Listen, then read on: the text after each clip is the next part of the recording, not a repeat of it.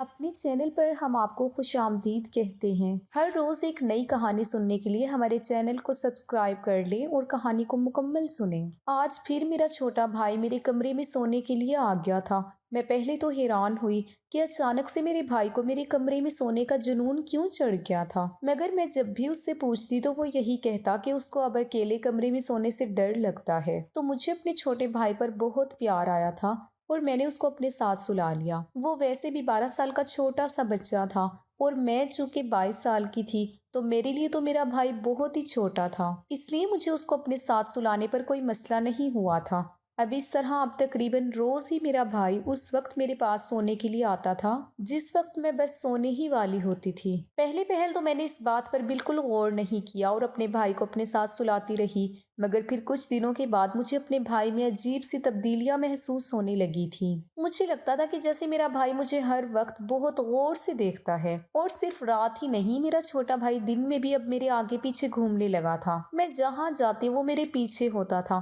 میں کچن میں کام کر رہی ہوتی تھی تو میرا چھوٹا بھائی کچن میں ہی میرے پاس آ کر بیٹھ جاتا، اور جب تک میں کچن میں کام کرتی رہتی وہ وہیں بیٹھا رہتا تھا۔ اور اگر میں اس کو بول بھی دیتی کہ تم یہاں کیا کر رہے ہو، اپنے دوستوں کے ساتھ جا کر کھیلتے کیوں نہیں ہو، میں اتنے دنوں سے دیکھ رہی ہوں کہ تم اب اسکول کی بہت چھٹیاں کرنے لگے ہو اور یہ بہت غلط بات ہے، اس طرح تمہارا پڑھائی کا بھی بہت زیادہ خرچ ہو جائے گا اور تم اپنی کلاس والوں سے بہت پیچھے رہ جاؤ گے، اور جو میرا خواب ہے تمہیں ڈاکٹر بنانے کا، وہ خواب میں پورا نہیں کر پاؤں گی۔ تم اب اپنی چھٹیوں والی یہ غلط روٹین ختم کرو اور دوبارہ سے اسکول جانا شروع کر دو۔ تو میرا بھائی میری بات سن کر لڑنے والے انداز میں کہتا، بس باجی نہیں جانا مجھے اسکول، میں گھر بیٹھ کر پڑھائی کر لیتا ہوں، اور مجھے زیادہ سبق نہ پڑھائیں اور کوشش نہ کریں کہ میں گھر سے باہر رہوں، اور نہ ہی اب مجھے دوستوں کے ساتھ کھیلنے میں دلچسپی رہی ہے۔ میں اب بڑا ہو گیا ہوں اور گھر میں آپ کے ساتھ رہنا چاہتا ہوں، تو بار بار مجھے ایک ہی بات مت کہا کریں پلیز۔ میں اپنے بھائی کی باتیں سن کر حیران ہوتی اور اب پریشان بھی ہونے لگتی تھی، کیونکہ وہ اپنی عادت فطرت اور روٹین سے ہٹ کر سارے کام کر رہا تھا، جبکہ وہ پہلے ایسا نہیں تھا۔ وہ اپنی پڑھائی کو لے کر بہت سنجیدہ تھا اور دن رات اپنی پڑھائی کے لیے بہت محنت کرتا تھا، اور اپنی کلاس میں وہ سب سے زیادہ پڑھاکو بچہ مشہور تھا۔ اور پھر اسکول سے آ کر تھوڑی دیر آرام کے بعد وہ ساتھ والے پارک میں چلا جاتا تھا اور شام تک اپنے دوستوں کے ساتھ کھیلتا تھا۔ شروع سے میرے چھوٹے بھائی کی یہی روٹین رہی تھی، تو پھر اب اس کو ایسا کیا ہو گیا تھا کہ وہ دن رات میرے سر پر ہی سوار رہنے لگا تھا۔ صرف اتنا ہی نہیں، میں نے محسوس کیا تھا کہ وہ گھر بیٹھ کر مجھ پر ہی نظر رکھتا تھا اور اس کی نظریں مجھے اندر تک اترتی محسوس ہوتی تھیں، یوں جیسے وہ مجھے اندر تک کھوجنا چاہتا تھا۔ اس کی یہ حرکت مجھے پریشان کر رہی تھی، اور پھر جو کام اس نے رات کو شروع کیا ہوا تھا اب تو اس سے بھی مجھے گھبراہٹ ہونے لگی تھی۔ میں جب بھی سونے کی تیاری کرتی، میرا چھوٹا بھائی میرے کمرے میں آ جاتا اور مجھے کہتا مجھے آپ کے ساتھ سونا ہے۔ پہلے تو میں اس کو چھوٹا بچہ سمجھ کر اپنے ساتھ سلاتی رہی، مگر پھر میں نے محسوس کیا کہ جب وہ رات میں میرے پاس آتا تھا تو اس کی حالت بہت عجیب سی ہوتی تھی۔ اس کی آنکھیں لال ہوئی ہوتی تھیں اور عجیب طبیعت کا لگ رہا ہوتا تھا، اور اس کی آنکھوں میں بھی مجھے کچھ الگ سا محسوس ہونے لگا تھا، اور یہ بات مجھے بہت پریشان کرنے لگی تھی۔ اور جب بھی میں اپنے بھائی سے پوچھتی کہ تم کو کیا ہوا ہے، تمہاری طبیعت ٹھیک نہیں لگ رہی، تو مجھے وہ کہتا، نہیں باجی میں ٹھیک ہوں، بس دوست کے استبل میں گیا تھا تو وہاں میں نے گھوڑی کا دودھ پی لیا تھا، اسی لیے طبیعت تھوڑی عجیب ہو رہی ہے، صبح تک ٹھیک ہو جاؤں گا۔ تو میں اس کی بات پر بہت حیران ہوتی اور بولتی کہ تم پاگل ہو، تم گھوڑی کا دودھ کیوں پینے لگے ہو جبکہ گھر میں گائے والا دودھ موجود ہوتا ہے، مت پیا کرو گھوڑی کا دودھ۔ تو میرا بھائی چڑھ کر کہتا کہ کچھ نہیں ہوتا، بس دوستوں کے ساتھ گپ شپ اور ہنسی مذاق میں پی لیتا ہوں، اتنی بڑی بات نہیں ہے۔ میرا بھائی تو اس بات کو بہت معمولی سمجھتا تھا، مگر میں یہ بات سن کر بہت حیران ہوئی تھی کہ بھلا اس کو کیا ضرورت پڑی تھی کہ وہ گھوڑی کا دودھ پینے لگا تھا، اور پھر اس کی آخر کس قسم کے لڑکوں کے ساتھ دوستی ہو گئی تھی کہ وہ گھوڑی کا دودھ پینے لگا تھا، اور وہ اس بات کو بہت معمولی سمجھتا تھا۔ مگر میرا بھائی اب بڑا ہو رہا تھا اور میں اس کو کسی بھی بات کے لیے ٹوکتی تو وہ برا مناتے ہوئے مجھ سے لڑائیاں کرنے لگا تھا، اسی لیے میں اس کو زیادہ کچھ نہیں کہتی تھی، مگر اب کچھ دنوں سے اس کے تیور بہت بدلے سے تھے، اور پھر میں اپنے چھوٹے بھائی سے بہت ڈر گئی تھی۔ ایک دن جب آدھی رات کو پیاس لگنے کی وجہ سے میری آنکھ کھلی تو میں یہ دیکھ کر شدید حیرت اور خوف کا شکار ہوئی تھی کہ میرا چھوٹا بھائی جاگ رہا تھا، اور مجھے ہی دیکھ رہا تھا۔ اس کا اس طرح مجھے گھور گھور کر دیکھنا بہت پریشانی میں مبتلا کر رہا تھا۔ میں اب اپنے بھائی سے بہت گھبرانے لگی تھی، اور پھر میں نے اس کو ایک دن بول بھی دیا کہ تم اب بڑے ہو رہے ہو تو تمہیں اپنے کمرے میں سونا چاہیے۔ تو میری بات سن کر اس نے بہت سرد لہجے میں کہا تھا، ٹھیک ہے، اگر میں بڑا ہو گیا ہوں تو یہ گھر چھوڑ کر ہی چلا جاتا ہوں، پھر آپ کو میری طرف سے کوئی پریشانی نہیں ہوگی۔ اپنے چھوٹے بھائی کے منہ سے یہ باتیں سن کر میں جی جان سے کانپ گئی تھی، اور پھر فوراً سے اس کو بولا تھا کہ نہیں، تم گھر چھوڑنے کی بات مت کرو۔ اگر تم کو میرے ساتھ ہی سونا ہے اور میرے ساتھ ہی رہنا ہے تو تم ویسے ہی کرو، میں تم کو کچھ نہیں بولوں گی، بس یہ گھر چھوڑ کر جانے والی بات مت کرو۔ تو میری بات پر وہ خاموش ہو گیا، مگر میں اب بری طرح سے پریشان رہنے لگی تھی۔ مجھے اس کی حرکتیں اور اس کی سوچ بالکل سمجھ نہیں آ رہی تھی کہ آخر وہ کیا سوچنے لگا تھا اور کن کاموں میں پڑ گیا تھا، مگر اس کی حرکتیں مجھے بہت زیادہ پریشان کرنے لگی تھی۔ اب مجھے اپنے چھوٹے بھائی کی نظریں بہت پریشان کرنے لگی تھیں۔ دن میں کام کرتے ہوئے بھی مجھے اس کی نظریں خود پر گھڑی ہوئی محسوس ہوتی تھیں، اور وہ میرے پیچھے پیچھے ہی رہتا تھا، اور رات ہونے کے بعد جب میں سونے والی ہوتی تو تب وہ بھی میرے کمرے میں چلا آتا تھا اور کہتا، یہیں سونا ہے مجھے۔ مگر اس کی حالت اب مجھے بہت گھبراہٹ میں مبتلا کرنے لگی تھی۔ اب میں بھی راتوں کو سو نہیں پاتی تھی۔ میں کبھی بھی سمجھ نہیں پاتی تھی کہ وہ اگر میرے ساتھ سونا چاہتا تھا تو اس کو پھر سو جانا چاہیے تھا، مگر وہ جاگتا رہتا تھا اور مجھ پر ہی نظر رکھتا تھا۔ اس کا اس طرح جاگ کر مجھ پر نظر رکھنا مجھے پریشانی میں مبتلا کرنے لگا تھا۔ پھر ایک رات دوبارہ میری آنکھ کھلی تو یہ دیکھ کر میری روح فنا ہو گئی تھی، کیونکہ میرا چھوٹا بھائی جاگ رہا تھا اور میرے بہت قریب بیٹھا تھا۔ میں بے تحاشا گھبرا گئی تھی اور میرے ہاتھوں پیروں پر پسینہ آنے لگ گیا تھا۔ میری سانسیں بے ترتیب ہو رہی تھیں اور لگ رہا تھا جیسے سینے میں دباؤ محسوس ہو رہا تھا، اور میں بہت کوشش کے باوجود بھی حرکت نہیں کر پا رہی تھی، اور نہ ہی اپنے بھائی سے کچھ بھی پوچھنے کی ہمت ہو رہی تھی کہ آخر وہ جاگتا کیوں رہتا ہے اور وہ چاہتا کیا ہے اور مجھے کیوں گھورتا رہتا ہے۔ میں اب بری طرح سے گھبراہٹ کا شکار ہو چکی تھی، اور اپنے بھائی کی وجہ سے میری بھی نیندیں اڑ چکی تھی، اور میں دن میں بھی آرام نہیں کر پاتی تھی۔ مجھے بہت شدت سے احساس ہو رہا تھا کہ میرا بھائی بہت بدل گیا ہے، اور یہ بدلاؤ بہت غلط قسم کا تھا، اور لگتا تھا کہ کچھ ہے ایسا جو میری سمجھ سے باہر تھا، مگر جو بھی تھا بہت غلط تھا۔ اور پھر ایک روز مجھ پر اپنے بھائی کی اس حالت کا انکشاف ہوا تھا جس نے میرے رونگٹے کھڑے کر دیے تھے، اور میں جینے کے قابل بھی نہیں رہی تھی، اور حقیقت جان کر میرا دل کیا تھا کہ زمین پھٹے اور میں اس میں سما جاؤں۔ اتنی گھٹیا حرکت کا میں سوچ بھی نہیں سکتی تھی جو میرے بھائی نے کی تھی، اور میرے بھائی کی اس حرکت نے مجھے جیتے جی ہی مار دیا تھا، اور میں شدید دکھ اور تکلیف میں گڑ کر رہ گئی تھی۔ جو کچھ بھی ہوا تھا وہ میرے اوسان قطع کرنے کے لیے کافی تھا۔ میں نے کبھی سوچا بھی نہیں تھا کہ زندگی مجھے کبھی اس موڑ پر لا کر کھڑا کر دے گی کہ اس کے بعد پھر میں خود سے نظریں ملانے کے قابل بھی نہیں رہوں گی، اور اتنا دکھ ملا کہ دل کر رہا تھا کہ میں اس دنیا سے ہی چلی جاؤں اور اپنے چھوٹے بھائی کا بالکل احساس نہ کروں۔ اس رات نے میری زندگی کا رخ ہی بدل ڈالا تھا، جب ایک رات طبیعت ٹھیک نہ ہونے کی وجہ سے میں جلدی سو گئی، اور تب نیند میں مجھے احساس ہوا کہ کوئی جھٹکے سے میرے بستر پر بیٹھا ہے، تو میری آنکھ کھل گئی تھی، اور پھر اس سے پہلے کہ میں کچھ سمجھتی، میرے بھائی نے میرے اوپر، ہم دو ہی بہن بھائی تھے، اور ہماری بد نصیبی کہ ہمارے والدین بہت ہی جلدی ہمیں اس دنیا میں تنہا چھوڑ گئے تھے۔ میں اس وقت 14 سال کی لڑکی تھی اور میرا بھائی 8 سال کا تھا، جب ایک روز ہمیں اسکول بھیج کر امی ابو اپنے کسی جاننے والے کے گھر فوتگی کا افسوس کرنے کے لیے گئے ہوئے تھے،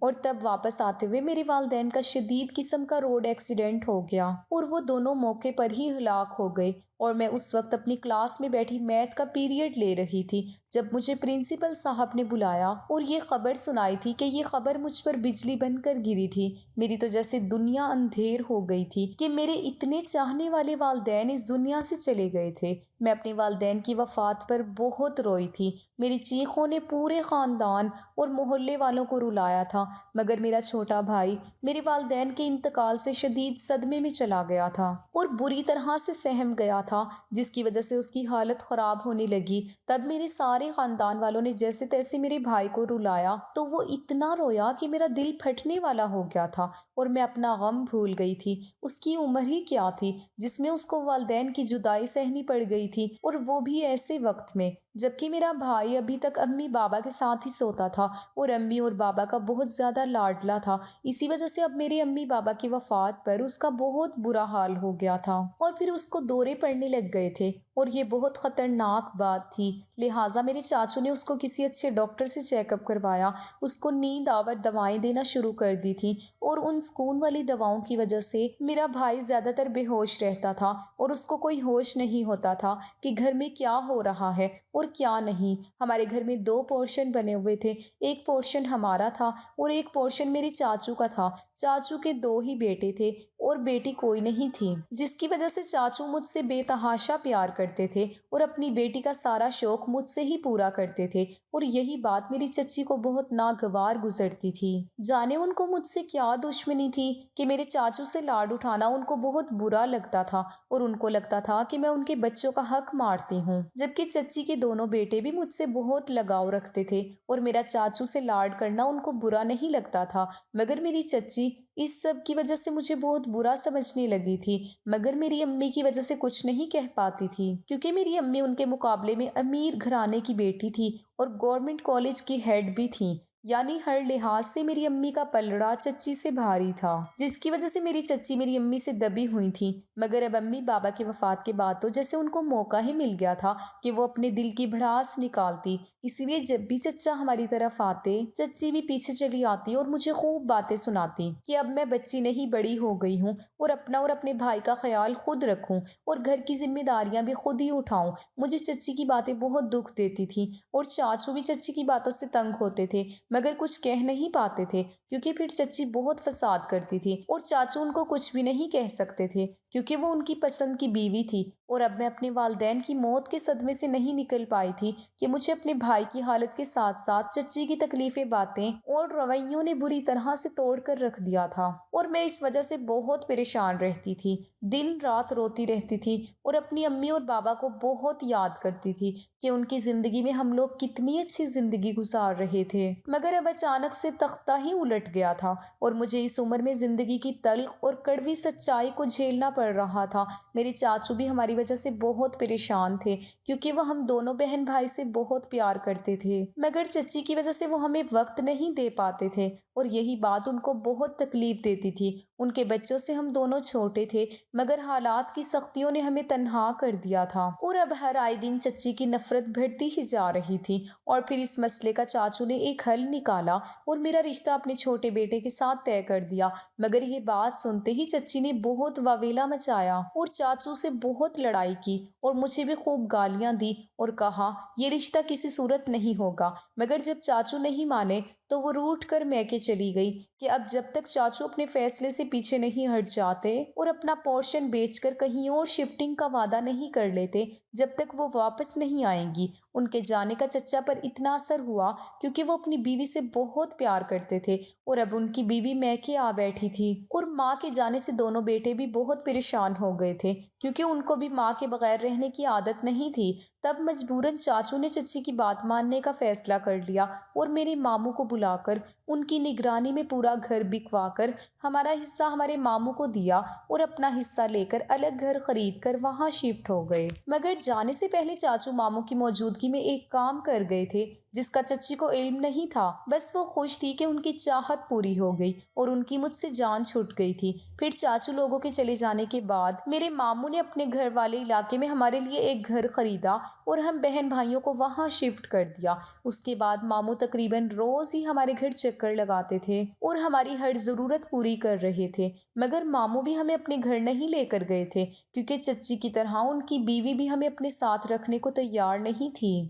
اس طرح چھوٹی سی عمر میں ہی ہم دونوں بہن بھائی کو اکیلے رہنا پڑ رہا تھا، مگر میں نے اب خود کو مضبوط بنانے کی پوری کوشش کی تھی تاکہ اپنے بھائی کو خود سنبھالوں اور کسی کی مدد نہ لوں۔ پھر میں نے گھر میں ہی رہ کر پرائیویٹ FA اور پھر BA کیا تھا اور اس کے بعد اپنی پڑھائی کو خیر آباد کہہ کر اپنے بھائی کی طرف توجہ کی تھی۔ سکون والی دواؤں کی وجہ سے میرا بھائی تقریباً اپنا بچپن کھو چکا تھا، اس کو بس امی بابا کی تھوڑی سی باتیں یاد تھی اور وہ سب بھولتا جا رہا تھا، اور میں بھی یہی چاہتی تھی کہ وہ سب کچھ بھول جائے تاکہ اس کے ذہن میں یہ تکلیفیں بالکل نہ رہیں۔ अम्मी पापा की वफ़ात के बाद चाचू की मजबूरी और चची का तल्ख़ रवैया उसको याद न रहे और ना ही वो दुखी हो। बस मैंने अपने भाई के दिमाग में ये बात बिठा दी थी कि अम्मी पापा उसको डॉक्टर बनाना चाहते थे। तब से मेरा भाई पढ़ाई को लेकर बहुत संजीदा था, क्योंकि उसको डॉक्टर बनना था और हमें रुपए पैसे की कोई कमी ना थी, क्योंकि अम्मी बाबा की गवर्नमेंट नौकरी की वजह से उनकी पेंशन हमें मिलती थी। और फिर बाबा ने हमारे लिए मार्केट में 5 दुकानें लेकर किराए पर चढ़ा रखी थी। तो उस सब से इतना पैसा आ जाता था कि हमारा घर बहुत आराम से चल रहा था और हमें किसी की मोहताजी उठानी नहीं पड़ी थी। फिर गुजरते वक्त के साथ साथ धीरे धीरे चाचू ने भी हमारे पास चक्कर लगाना छोड़ दिया था, मगर अब मैं अकेले अपने घर को चलाने में माहिर हो चुकी थी और किसी के ना होने से मुझे कोई मसला नहीं हुआ था। हाँ, मगर अपनों के होते हुए भी तन्हा रहना मुझे बहुत दुख में मुब्तला करता था। वक्त का काम है गुजर जाना और वो गुजर ही जाता है। मुझे भी धीरे धीरे हर काम की आदत हो गई थी और कभी किसी चीज़ का मसला नहीं हुआ था। मैंने अपनी पूरी तवज्जो अपने छोटे भाई पर मबजूल की हुई थी और अब कुछ वक्त से मेरा भाई बहुत बदला बदला महसूस होने लगा था और वो अब पढ़ाई से भी जी चुराने लगा था। और तो और उसने अपने दोस्तों के साथ खेलना भी छोड़ दिया था। और जब मैंने उससे पूछने की कोशिश की तो उसने मुझसे बदतमीज़ी की और कहा कि वो अपनी मर्जी से रहना चाहता है और मैं उसकी मामलात में मत बोलूं। मुझे उसकी उखड़ मिजाजी से बहुत दुख और हैरानी हुई थी, क्योंकि वो ऐसा बिल्कुल भी नहीं था, बल्कि मेरी हर बात बहुत फर्मा बरदारी से सुनता और मानता था। मगर अब वो मुझे जवाब देने लगा था और सिर्फ इतना ही नहीं, रात को मेरे पास सोने की जिद करता था। मगर मैंने महसूस किया था कि उसकी हालत अजीब होती थी और वो सोता नहीं था। और जब मैं पूछती थी तो कहता था घोड़े का दूध पिया है इसलिए ऐसी तबीयत हो रही है। मगर उसकी हालत और हरकतों ने मुझे बुरी तरह से परेशान और घबराहट में मुब्तला कर दिया था और मैं अपने छोटे भाई के इस बदलाव से बहुत डरी हुई रहने लगी। और फिर एक रात तो मेरे छोटे भाई ने मुझ पर कयामत ही बर्पा कर दी थी। जब एक रोज़ तबीयत ख़राब होने की वजह से मैं जल्दी सो गई थी, तभी मुझे नींद में महसूस हुआ